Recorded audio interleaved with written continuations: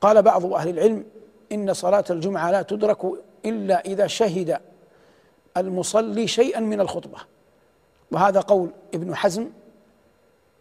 ولا يوافقه الكثير من العلماء على هذا، ولا أعلم دليلا يثبت سندا لصحة قوله.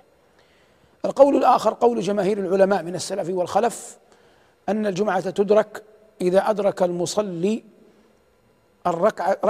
ركعة من صلاة الجمعة، والمعنى أدرك الركوع الثاني فما قبله، أدرك الركوع الثاني فما قبله. فإذا لم يكن الإمام قد رفع من الركوع الثاني في صلاة الجمعة فإن صلاة الجمعة تدرك، هذا قول جماهير العلماء من السلف والخلف. أما لو أنه أدرك الإمام مثلا وهو ساجد في صلاة الجمعة في الركعة الثانية، فعلى هذا القول قول الجمهور يصبح ذلكم المصلي لم يدرك صلاة الجمعة، فيلزمه إذا فرغ الإمام من الصلاة وسلم أن يأتي بأربع ركعات، لأنه سيصليها ظهرا لا جمعة، سيصليها ظهرا لا جمعة. القول الثالث قول أبي حنيفة رحمه الله، وهو أن الإنسان يدرك الجمعة إذا أدرك أي شيء من الإمام مع الإمام قبل أن يسلم،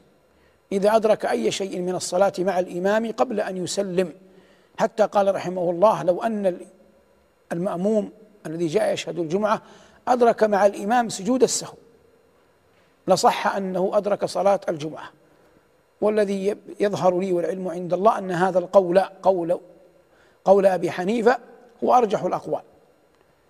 لأن النبي صلى الله عليه وسلم قال ما أدركتم فصلوا، والرجل الذي خرج يريد صلاة الجمعة وقد أدرك الإمام وهو يصلي فلم يفرغ الناس من الصلاة بعد، فعلى هذا القول متوجه عندنا والعلم عند الله إلى الأخذ بقول أبي حنيفة رحمه الله في أن الجمعة تدرك ما لم يفرغ الإمام من الصلاة ويسلم تسليما نهائيا،